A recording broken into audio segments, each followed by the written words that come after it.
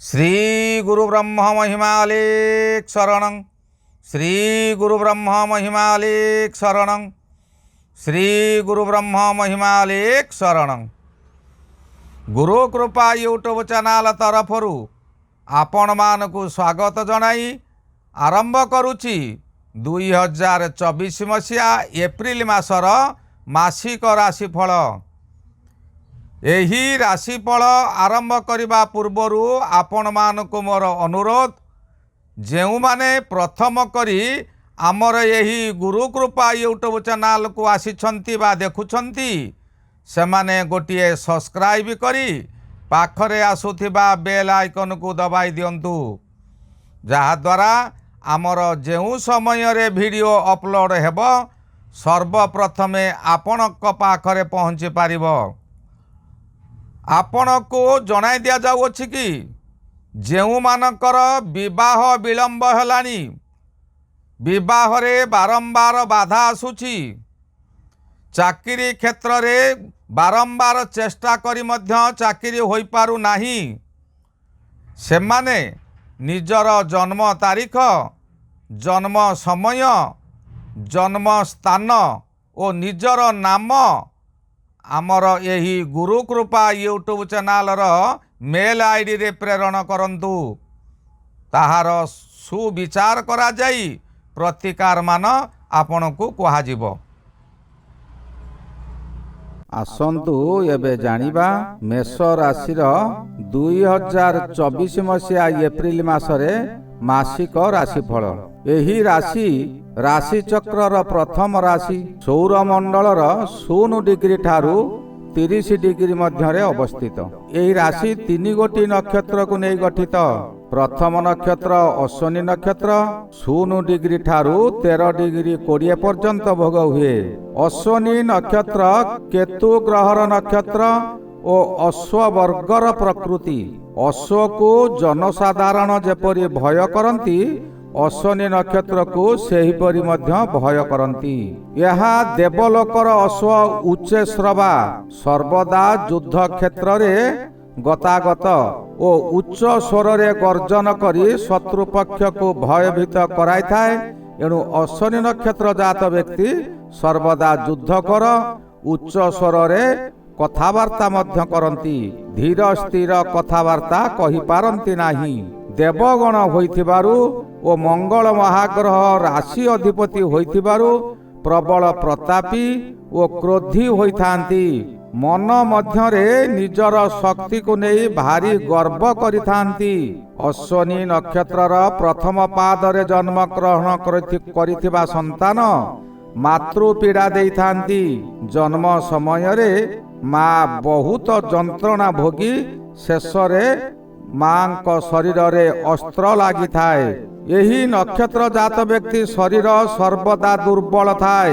केतु महाग्रहंकर नक्षत्र होइतिबारु सर्वदा उच्च आशा करती, किंतु फल कम पाइबारु मनरे क्रोध जात हुए। एमाने साधारणतः ड्राइवर अधिक होइथांती किंबा इंजीनियर कर्म को आदर करिथांती। अश्विनी नक्षत्र जात व्यक्ति जन्म समय को केतु महादशा भोग जाई अवशिष्ट जहा किछि बाकी थाए ताहा सेते वर्ष सेते मास सेते दिन पर्यंत से माने कष्ट भोगी थांती। द्वितीय नक्षत्र दिजा नक्षत्र नरगण। यही नक्षत्र शुक्र महाग्रहंकर जन्म नक्षत्र होइथिबारु ओ हस्ती वर्ग होइथिबारु सर्वदा एमानकर स्वास्थ्य उत्तम थाए। शरीर रे अनेक शक्ति भरपूर होई रहिताए, किंतु हस्ती जेपरि निज शरीर को देखि पारे नाही, सेहीपरि निजर शक्ति एमाने जानी पारंती नाही। दिजा नक्षत्र जात व्यक्ति जानी पारंती नाही। बहु गुणर अधिकारी किंतु गुण को विकसित करि पारंती नाही। एही नक्षत्र जात व्यक्ति सर्वदा नारी मानक मेल रे रहिबा को पसंद करिथांती। विभिन्न प्रकार कथा कही नारी मानकु प्रलोभित करिथांती। जदि नारी होइथांती तेबे निजको पुरुष परि भावंती ओ अन्य नारी मानकु तुच्छ भावंती। किंतु एमानंकर गोटिए भल गुण, पाख लोकंक उपरे विपद आसिले ନିଜ ଶରୀରରେ ଶତସିଂହ ବଳ ଆସେ। ଯୁଦ୍ଧ କ୍ଷେତ୍ରକୁ ଲମ୍ବ ପ୍ରଦାନ କରି ନିଜ ସାଙ୍ଗ ସାଥୀମାନଙ୍କୁ ରକ୍ଷା କରିଥାନ୍ତି। ଦିଜା ନକ୍ଷତ୍ର ମେଷ ରାଶିରେ 13 ଡିଗ୍ରୀ 20 ଠାରୁ ଭୋଗ ହୋଇ ମୋଟ 26 ଡିଗ୍ରୀ 20 ପର୍ଯ୍ୟନ୍ତ ବ୍ୟାପ୍ତ ହୋଇଥାଏ।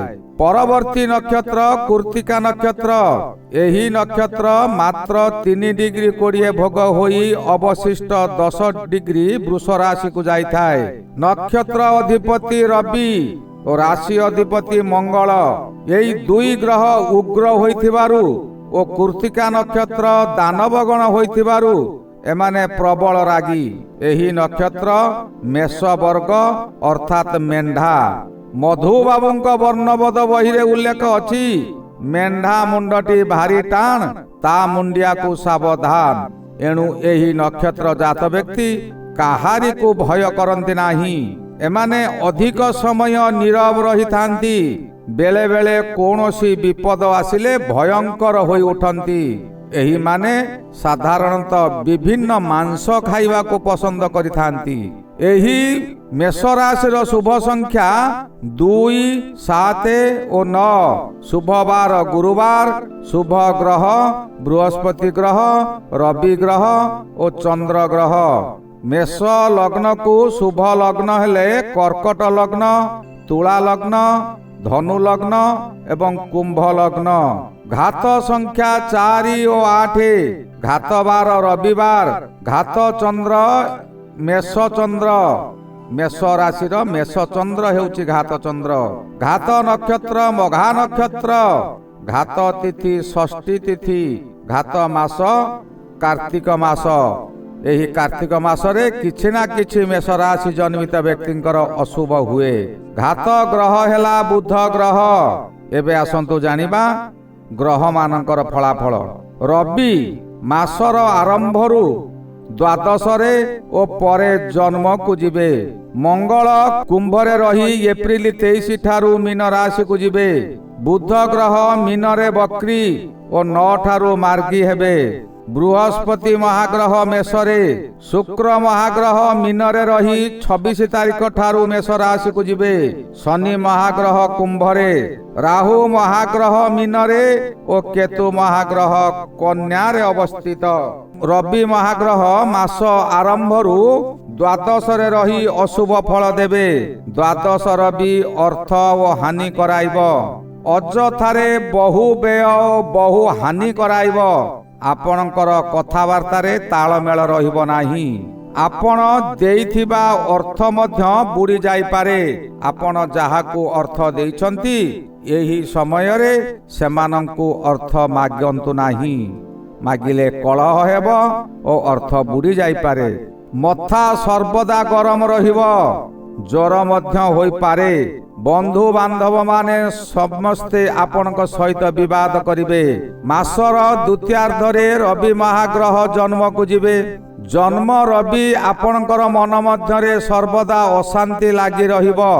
ଯାହା ଭାବିଥିଲେ ତାହା କରି ନ ପାରି ମନ ମଧ୍ୟରେ ଅତ୍ୟଧିକ କ୍ରୋଧ ଜାତ ହେବ।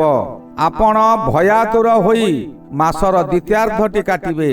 ଦୁଃଖ କଷ୍ଟ ଆପଣଙ୍କର ପିଛା ଛାଡ଼ିବ ନାହିଁ। ଆପଣ ବହୁ ସ୍ଥାନ ଭ୍ରମଣ କରି ଅଯଥାରେ ଅର୍ଥ ବ୍ୟୟ କରିବେ। ଦିନକୁ ଦିନ ଆପଣଙ୍କର ଅବନତି ହେବ। କିନ୍ତୁ ସୁଖର ବିଷୟ ଯେ ରବି ମହାଗ୍ରହ ଅନ୍ୟ ଗ୍ରହ ଠାରୁ ବାଧା ପାଉଥିବାରୁ ଆପଣଙ୍କର ଅଧିକ କ୍ଷତି ହେବ ନାହିଁ। ମଙ୍ଗଳ ମହାଗ୍ରହ କୁମ୍ଭରେ ଅର୍ଥାତ୍ ଏକାଦଶରେ ଭ୍ରମଣ କରୁଅଛନ୍ତି। ଏକାଦଶ ମଙ୍ଗଳ ଶୁଭ ଫଳ ମିଳିବ। ସମସ୍ତ କାର୍ଯ୍ୟରେ ଆପଣଙ୍କୁ ସଫଳତା ସହିତ ସୁଖ ସମୃଦ୍ଧି ବଢ଼ାଇବ। ଏହି ସମୟରେ ଆପଣଙ୍କର ଉତ୍ତମ ଆୟ ମଧ୍ୟ ହେବ। ଯୌନ ସୁଖରେ ଆନନ୍ଦ ପାଇବେ। ବହୁ ଧନ ଆୟ କରିବେ। ଭାଇ ଭାଇ ମଧ୍ୟରେ ମିଳନ ପର୍ବ ହେବ ଓ ବନ୍ଧୁ ସାଙ୍ଗ ପରିବାର ନିଜ କାନ୍ଧକୁ କାନ୍ଧ ସହିତ ମିଳାଇ ବାଟ ଚାଲିବେ। ଏ ସମୟରେ ଆପଣଙ୍କର ଭୂ ସମ୍ପତ୍ତି ଲାଭ ହେବାର ଯୋଗ ରହୁଛି। ବୁଧ ମହାଗ୍ରହ ମୀନରେ ଅର୍ଥାତ୍ ଦ୍ୱାଦଶରେ। ଆପଣ ଯାହା ସହିତ କଥାବାର୍ତ୍ତା କରୁଛନ୍ତି ଭାବି ଚିନ୍ତି କଥାବାର୍ତ୍ତା କରନ୍ତୁ। ଅତି ସାବଧାନ ସହିତ ଅଳ୍ପ କଥାବାର୍ତ୍ତା କରନ୍ତୁ। ଦ୍ୱାଦଶ ବୁଧ ଆପଣଙ୍କୁ ଅପମାନ ଦିଆ କରାଇପାରେ। ହଠାତ୍ ଶରୀରରେ ରୋଗ ମାଡ଼ି ବସିବ, ଆପଣ ବ୍ୟତିବ୍ୟସ୍ତ ହୋଇପଡ଼ିବେ। ଋଣଦାତାଙ୍କର ଚାପ ବୃଦ୍ଧି ହେବ। ଆପଣ ଯାହାଙ୍କ ପାଖରୁ ଋଣ କରିଛନ୍ତି ଠିକ୍ ସମୟରେ ଋଣ ଦେଇ ନ ପାରିବାରୁ ତାଙ୍କ ସହିତ ଆପଣଙ୍କର କଳହ ହୋଇପାରେ। ଦୁଃଖ ଓ ଅପମାନରେ ଆପଣ ଭାଙ୍ଗିଯିବେ। ବୃହସ୍ପତି ମହାଗ୍ରହ ମେଷ ରାଶିରେ ଅର୍ଥାତ୍ ଜନ୍ମରେ। ଜନ୍ମ ବୃହସ୍ପତି ସର୍ବଦା ଅଶୁଭ ଫଳ ଦିଅନ୍ତି, କିନ୍ତୁ ବର୍ତ୍ତମାନ ବୃହସ୍ପତି ଆଉ ଅଶୁଭ ଫଳ ଦେଇପାରିବେ ନାହିଁ। ଏବେ ବୃହସ୍ପତି ବୃଦ୍ଧ ଓ ମୃତ ଅବସ୍ଥାରେ ଅଛନ୍ତି। ଏ ସମୟରେ ଶୁଭ ଥିଲେ ଶୁଭ ଫଳ ଦେଇପାରନ୍ତି ନାହିଁ, କିମ୍ବା ଅଶୁଭ ଥିଲେ ଅଶୁଭ ଫଳ ମଧ୍ୟ ଦେଇପାରିବ ନାହିଁ। ଏହି ସମୟରେ ଆପଣ ନୂତନ ଗୃହ ଆରମ୍ଭ କରିପାରନ୍ତି। ଭୂମି ଲାଭ ମଧ୍ୟ କରିପାରନ୍ତି, ଯାହାକି ବର୍ଷ ସାରା କରିପାରୁନଥିଲେ ତାହା ଏହି ସମୟରେ କରିପାରିବେ। ପୁତ୍ର ସନ୍ତାନ କିମ୍ବା ଅପୁତ୍ରିକ ବ୍ୟକ୍ତିମାନଙ୍କ ପକ୍ଷେ ସନ୍ତାନ ଲାଭ ଯୋଗ ଅଛି। ପରିବାର ଓ ପ୍ରିୟଜନ ତଥା ବନ୍ଧୁବାନ୍ଧବ ମାନେ ଆପଣଙ୍କୁ ସହଯୋଗର ହାତ ବଢ଼ାଇବେ। କର୍ମକ୍ଷେତ୍ରରେ ଆପଣଙ୍କର ବିପୁଳ ସମର୍ଥନ ମିଳିବ। ଶୁକ୍ର ମହାଗ୍ରହ ମୀନ ରାଶିରେ ରହି ମେଷ ରାଶିକୁ ଦ୍ୱାଦଶ ଶୁକ୍ର ଅତି ଶୁଭ ଫଳ ଦେବେ। ଆପଣଙ୍କର ଏହି ସମୟରେ ବିଳାସ ବ୍ୟସନରେ କଟିବ। ସୁଗନ୍ଧ ଦ୍ରବ୍ୟ ବ୍ୟବହାର କରିପାରନ୍ତି ଅଥବା ସୁଗନ୍ଧ ଦ୍ରବ୍ୟ ବ୍ୟବସାୟ କରି ଅଧିକ ଲାଭବାନ ହୋଇପାରନ୍ତି। ବସ୍ତ୍ର ବ୍ୟବସାୟରୁ ମଧ୍ୟ ଲାଭବାନ ହେବେ। ଅବିବାହିତ ମାନଙ୍କର ଏହି ସମୟରେ ବିବାହ ପ୍ରସ୍ତାବ ଆସିପାରେ। ଶଯ୍ୟା ସୁଖ ମିଳିବ। ପ୍ରତ୍ୟେକ ନାରୀମାନେ ଆପଣଙ୍କୁ ସମ୍ମାନ ଜଣାଇ ଆପଣଙ୍କର ଅତି ନିକଟତର ହେବେ, କିନ୍ତୁ ମନକୁ ଆୟତରେ ରଖନ୍ତୁ। ମନକୁ ଏପଟ ସେପଟ କରିଦେଲେ ଆପଣ ବିପଦରେ ପଡ଼ିପାରନ୍ତି। 26 ତାରିଖ ଠାରୁ ଶୁକ୍ର ଜନ୍ମକୁ ଯିବେ। ଶୁକ୍ର ମହାଗ୍ରହ ଜନ୍ମରେ ରହିଲେ ଆପଣଙ୍କୁ ନୂତନ ପୋଷାକ, ନୂତନ ଗହଣା ବ୍ୟବହାର କରାଇବ। ଏହି ସମୟରେ ସମସ୍ତ ପ୍ରକାର ସୁଖ ମିଳିବ। ନୂତନ ପ୍ରକାର ସୁମିଷ୍ଟ ଖାଦ୍ୟ ପ୍ରସ୍ତୁତ କରି ଗୃହ ମଧ୍ୟରେ ଭୋଜନ କରିବେ। ରାତ୍ରି ସମୟରେ ଆପଣଙ୍କର ସୁଖ ନିଦ୍ରା ହେବ। ପ୍ରେମ ସମ୍ପର୍କ ଆପଣଙ୍କର ବୃଦ୍ଧି ହେବ। ଶନି ମହାଗ୍ରହ କୁମ୍ଭରେ ରହି ଆପଣଙ୍କ ରାଶି ମେଷ ରାଶିକୁ ଏକାଦଶ ହେଉଛନ୍ତି। ଏକାଦଶ ଶନି ଅର୍ଥ ଲାଭ ଯୋଗ ହେବ। ଶନି ଅଶୁଭ ସମୟରେ ଯେପରି ଅଶୁଭ କରୁଥିଲେ, ଶୁଭ ସମୟରେ ମଧ୍ୟ ସେହିପରି ଶୁଭ କରିବେ। ହଠାତ୍ ଆପଣଙ୍କର ଧନ ଲାଭ ହେବ। ଯେଉଁମାନେ ଆପଣଙ୍କୁ ପୂର୍ବରୁ ଘୃଣା କରୁଥିଲେ, ସେମାନେ ଆପଣଙ୍କୁ ପ୍ରଶଂସା କରିବେ। ଆପଣଙ୍କର ଗୁଣଗାନ କରିବେ। ଆପଣଙ୍କର ପାଖ ଛାଡ଼ିବେ ନାହିଁ। ଆପଣ ଏହି ସମୟରେ ପୂର୍ବରୁ କରିଥିବା କର୍ମ କିମ୍ବା ବର୍ତ୍ତମାନ କରୁଥିବା କର୍ମ ଅନୁଯାୟୀ ପୁରସ୍କାର ପ୍ରାପ୍ତି ହୋଇପାରନ୍ତି।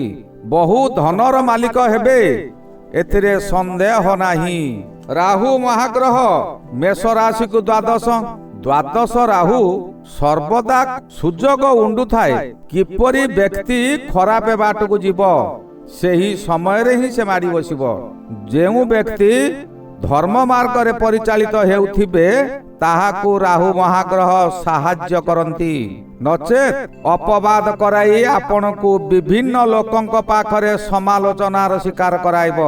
ଆପଣ ବୃଥାରେ ଚାରିଆଡେ ବୁଲି ବୁଲି ଅତି ବ୍ୟୟ କରିବେ। ଏହି ସମୟରେ କେତୁ ମହାଗ୍ରହ ଷଷ୍ଠରେ ରହି ଶତ୍ରୁମାନଙ୍କୁ ଟକ୍କର ଦେବେ। ଉଦ୍ୟମରେ ଆପଣଙ୍କୁ ସଫଳ କରାଇବ। ଆକସ୍ମିକ ଲାଭ ଯୋଗ କରାଇବ। ପୂର୍ବରୁ କରିଥିବା ଋଣ ଆପଣ ପରିଶୋଧ କରିବେ। ଏହି ଶୁଭାଶୁଭ ଫଳ 2024 ମସିହା ଏପ୍ରିଲ ମାସର ମେଷ ରାଶିର ଫଳ। ଏହାର ପରବର୍ତ୍ତୀ ରାଶି ବୃଷ ରାଶି ବିଷୟରେ ଆଲୋଚନା କରିବା। ଶ୍ରୀ ଗୁରୁ ମହିମା ଅଲେଖ ଶରଣ। ଶ୍ରୀ ଗୁରୁ ମହିମା ଅଲେଖ ଶରଣ।